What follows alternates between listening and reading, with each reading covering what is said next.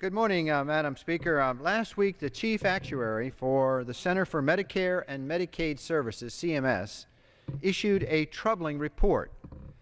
But it is not all surprising to many of us who debated the health care bill. The report said that the Obamacare health care bill will increase national health expenditures by $311 billion.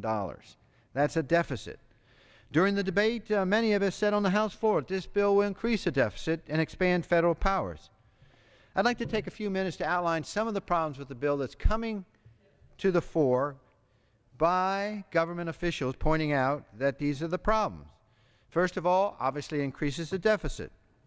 CBO projected the cost of the health care bill to be $940 billion and reduce the deficit by $138 billion. However, that is proven to be wrong.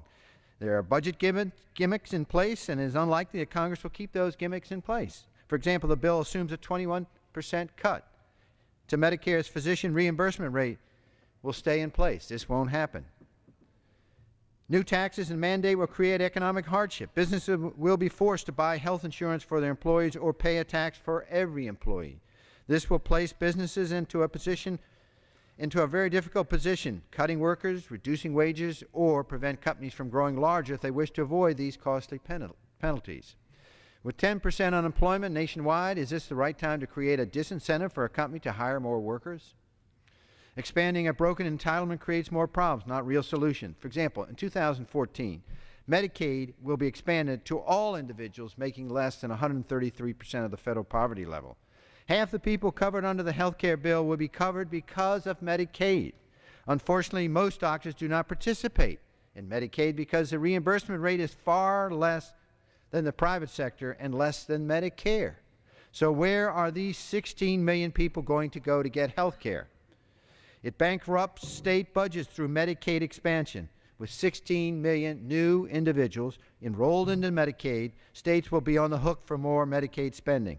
In the short term, the federal government will pay for the expansion of Medicaid, but after 2017, states will have to pick up about 10% of the cost.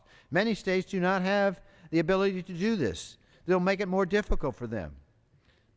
Medicare cuts jeopardize the care of our seniors. Medicare's costs continue to grow, and the Medicare Trust Fund continues to be insolvent. So to fix this problem, the majority cut over $500 billion from Medicare, but rather than using the savings to extend the program, they immediately spend it on expanding Medicaid and creating subsidies for the health insurance exchange. CMS reports 15% of hospitals will be unprofitable within 10 years just because of these cuts. It creates an inequity against low-income workers. The employer mandate requires businesses to offer a health plan that meets with the approval of HHS. This will drive up the cost of health plans, and small businesses may not be able to afford a robust insurance plan. CMS's report further points out how many small businesses may cancel their plans because it's cheaper to pay the tax than to provide health insurance. New regulations increase government control over health care. HHS gains an incredible amount of power under this bill.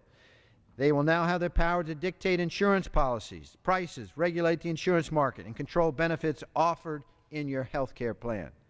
This bill obviously violates the Constitution and the fact that the federal government now is mandating that all U.S. citizens purchase a health care plan from a private company as a requirement for lawful residency in this country.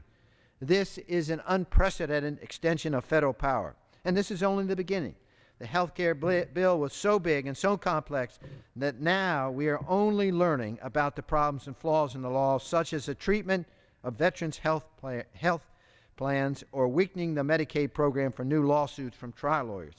We need to fix this bill and rein in all the controls and power that have been provided through this bill here in Washington. The gentleman yields. The chair recognizes